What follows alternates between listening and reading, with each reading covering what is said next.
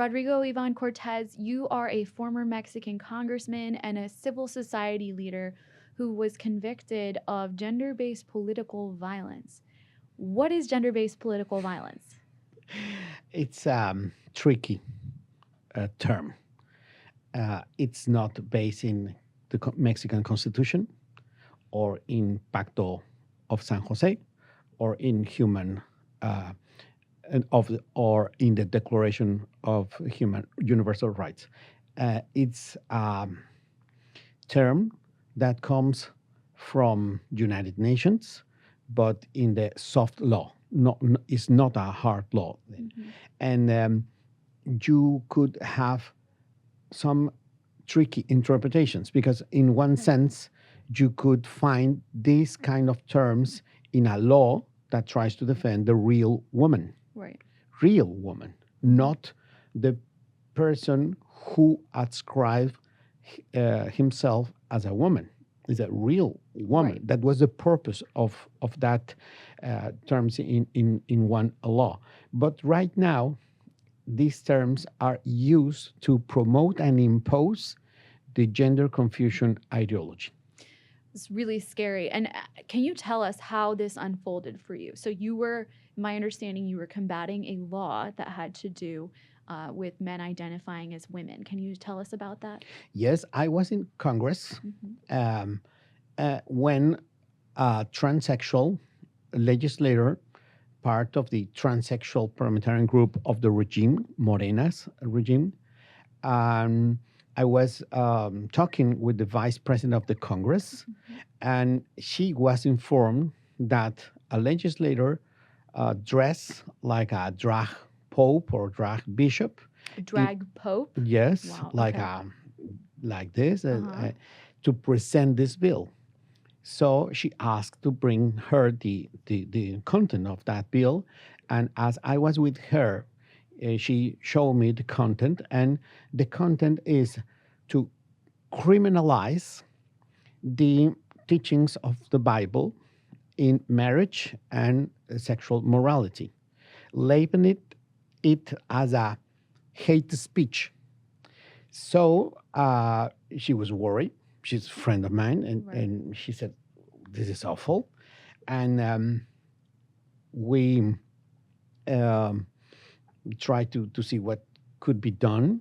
So some members of the Congress, friends of mine, decide to uh, get up and get out of the parliament in the moment that this transsexual comes dressed like that Right. to present this. And I decide to stay and to make a statement for social media.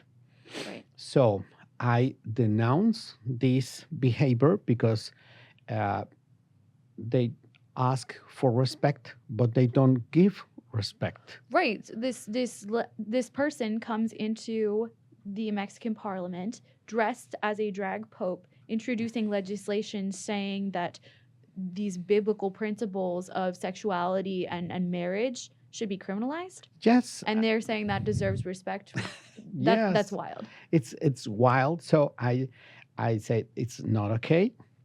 Uh, this goes against the Universal Declaration of Human Rights, Pacto of San Jose, and our Constitution, because in our Constitution and all the rest of the international treaties are in favor of freedom of speech and religious freedom.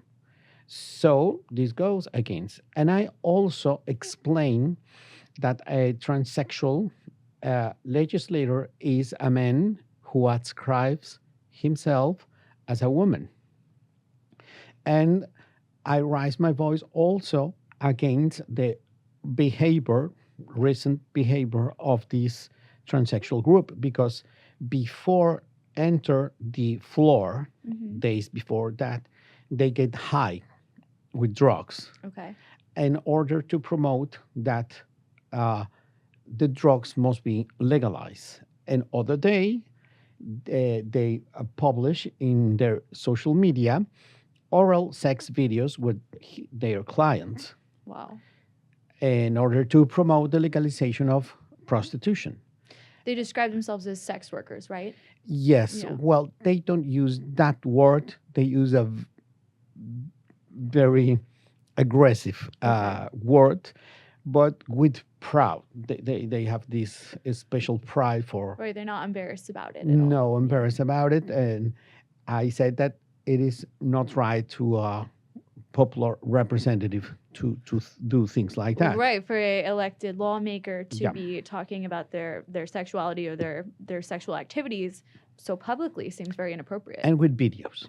With videos, so pornography. Yes.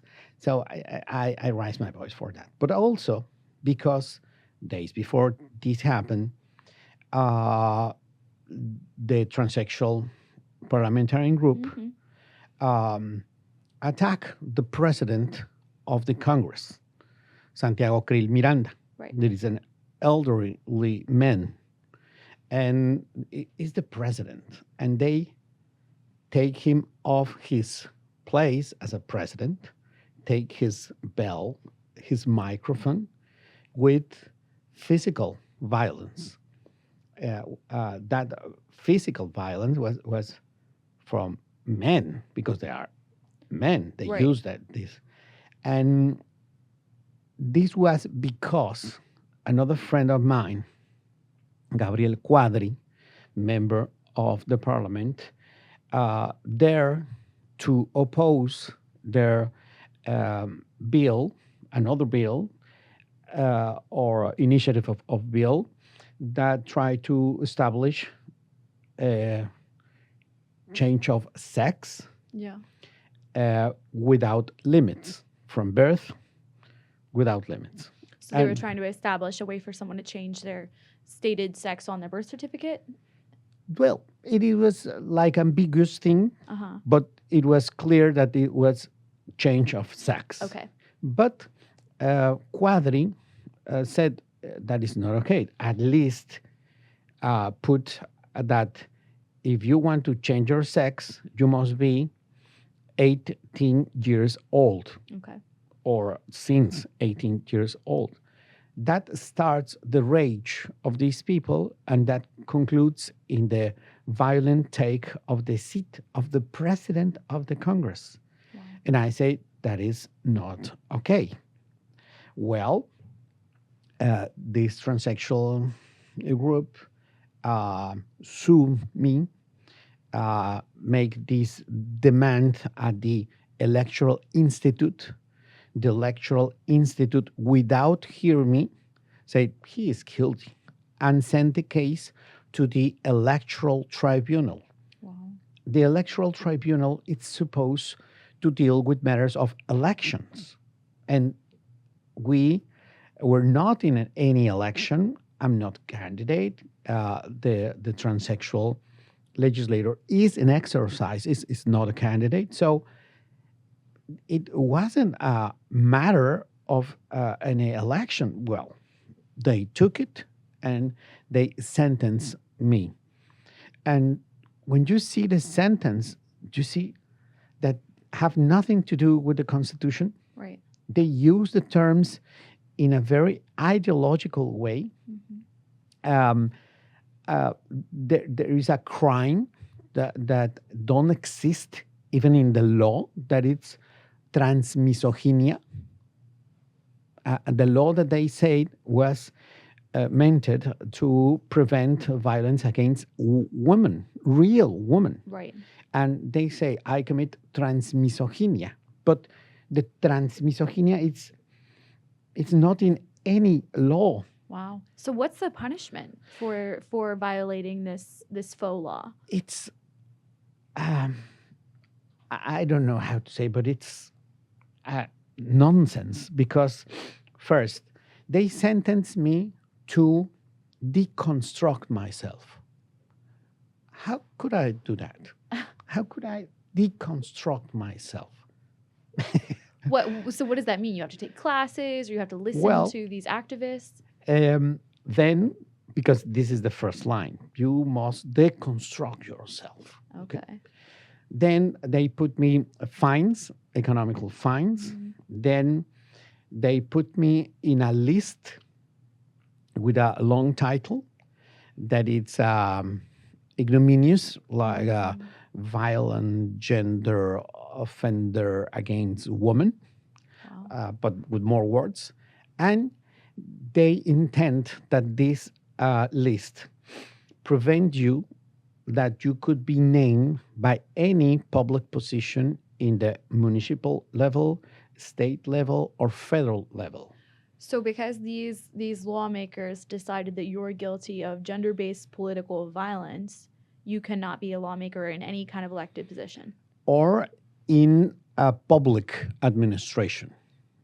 So these are in litigation because we don't know where this is going to end, but the intention to be in that list is exactly that. You cannot be named, you could not be elected, you cannot have a public voice as a representative or as a public director of any public institution.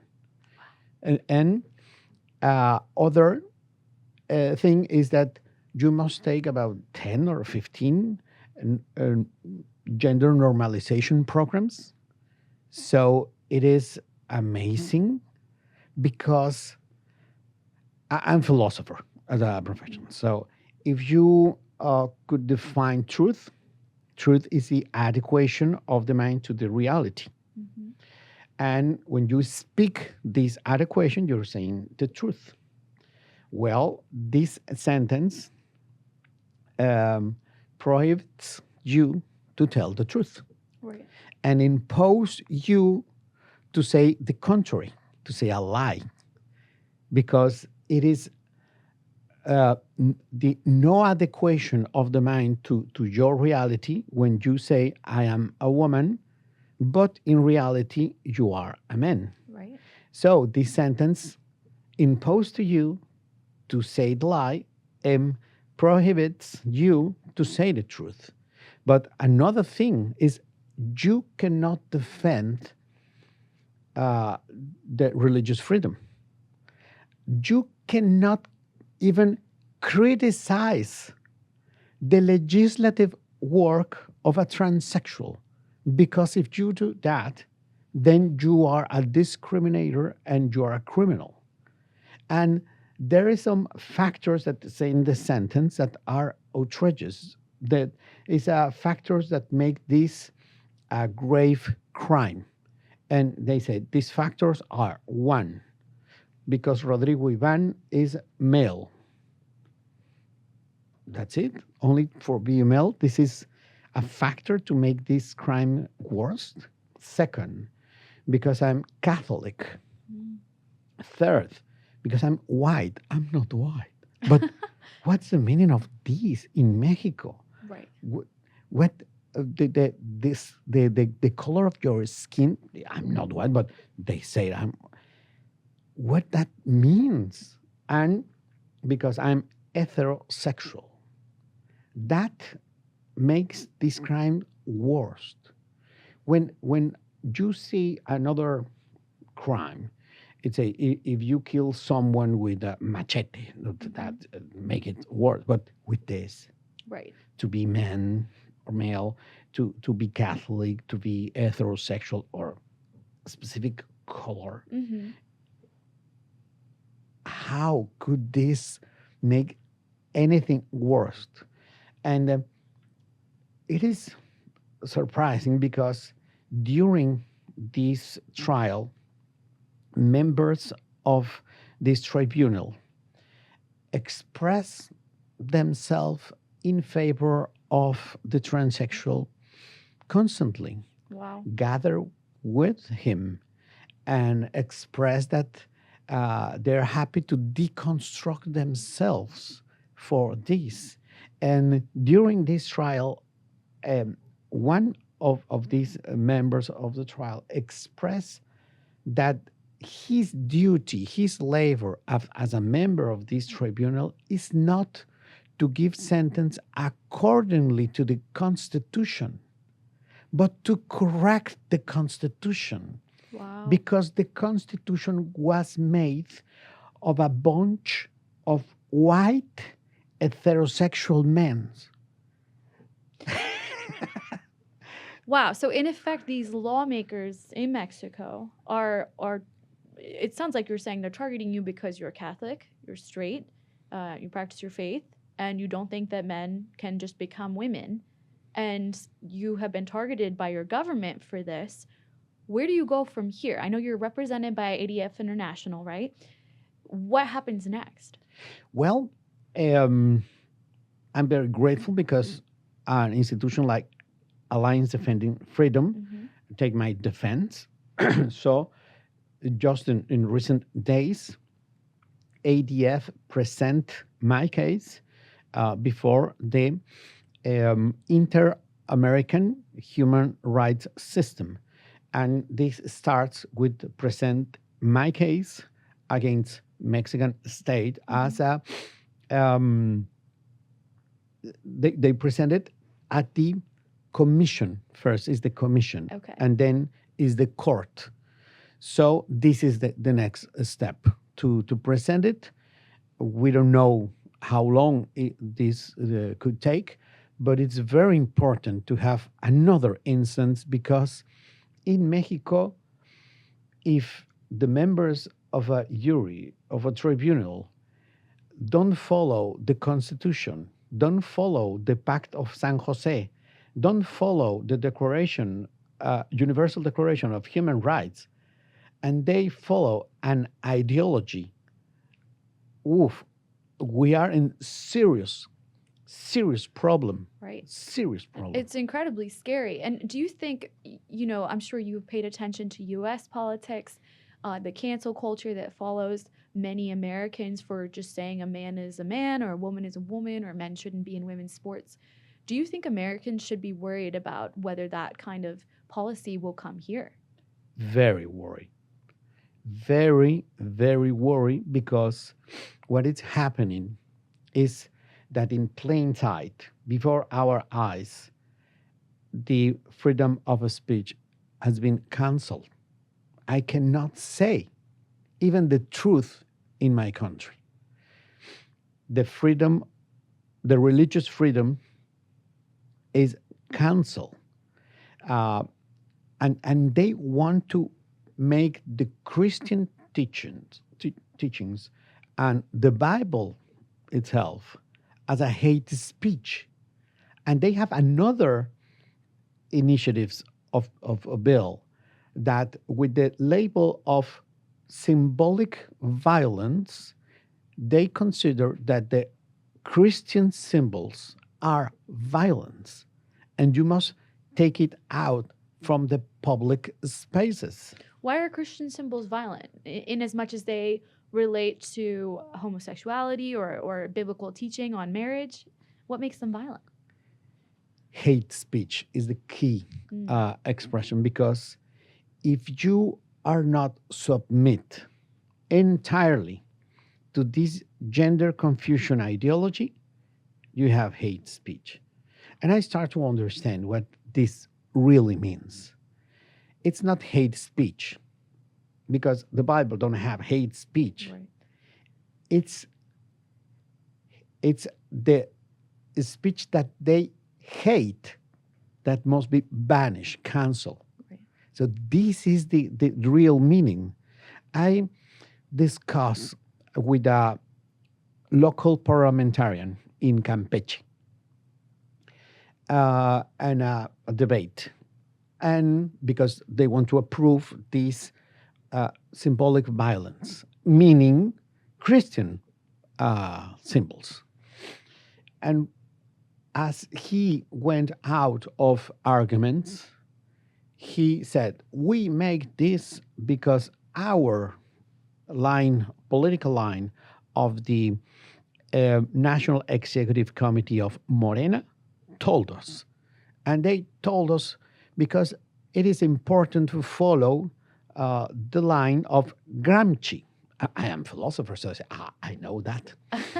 Gramsci is an Italian philosopher, communist, that makes another way to promote communism in Catholic Italy in the first part of the 20th century. And he promotes a cultural socialism, and he said that you must change the culture, you must change the common sense of the people in order to put out God from public spaces, and you must put out God from the conscience of people. So you must work in to counter the hegemony of Christianity and create a new hegemony that it's the not Christian or against Christian narrative or culture.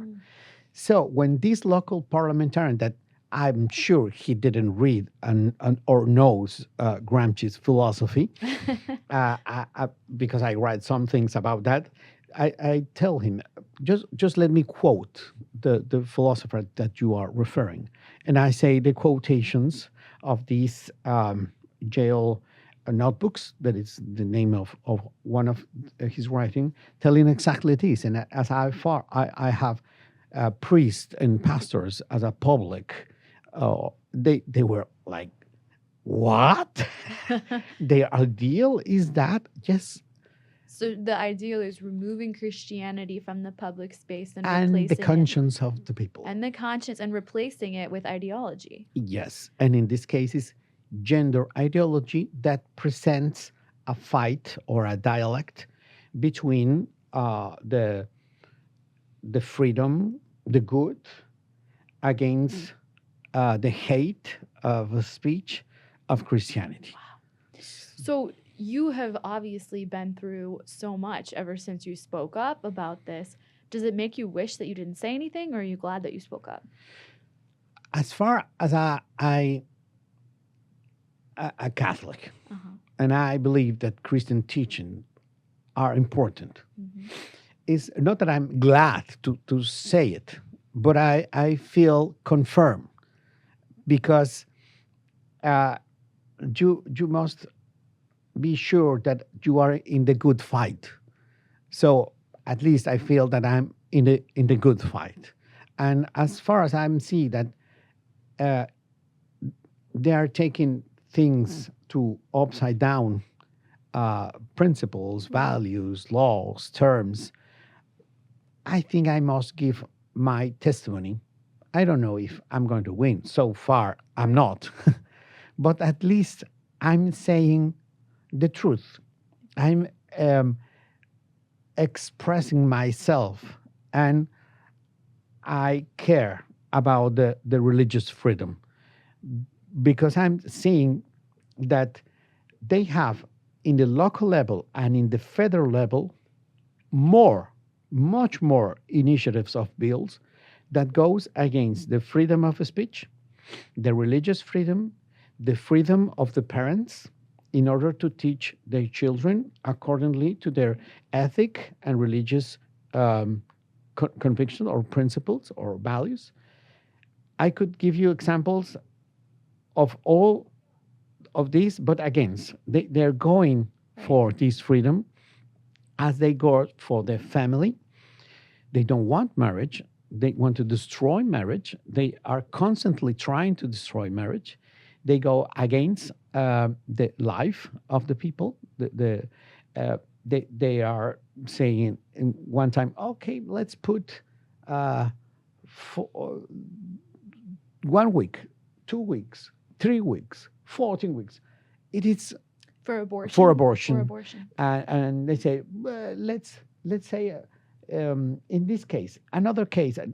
So we are seeing in the capital, before the EFE, Distrito Federal, and now the City of Mexico.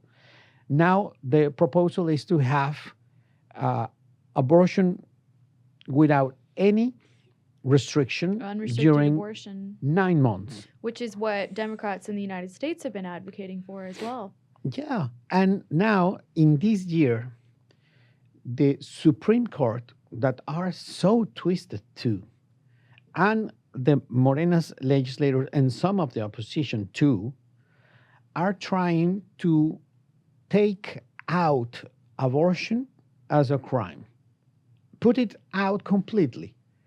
So, as a Mexican expression is, China libre. You could commit abortion without any repercussion, totally free, because it's not going to be a crime anymore if this issue starts in February, Wow. between February and April. We could have that in Mexico. So they're going against life, they're going against family, and they're going against the fundamental freedoms, Wow. and with speed. They're going fast. So, based on what you just told us, when you go home now, are you concerned about whether you are safe or your family is safe when you face these charges and you know what you're telling us about how these legislators are targeting marriage and the family and life? Yes, it is something that we have to consider, because some months ago that I made this press conference and that I expressed myself against some issues like this of the regime. In the very, very morning, about 2 or 3 in the morning, my car was attacked, all the front and the sides. And when I was hearing these things just at the entrance of my house, I was thinking, should I go out? Because I think it's about 4 people. Wow. I say, I think not. Because wow, so you're standing in the doorway of your house and there's inside, 4 people outside smashing four up your people, car. yes. So I say, perhaps it's not a good idea to go out. Yeah. But it was exactly the day that I made this press conference. Wow. And I said, well, let's try to take care of what is in my hands, and try to do what I think is right. Well, Rodrigo, we're so glad that you're fighting to do what is right, and we're so grateful that you shared your story with us. Thank you so much. No, thanks you.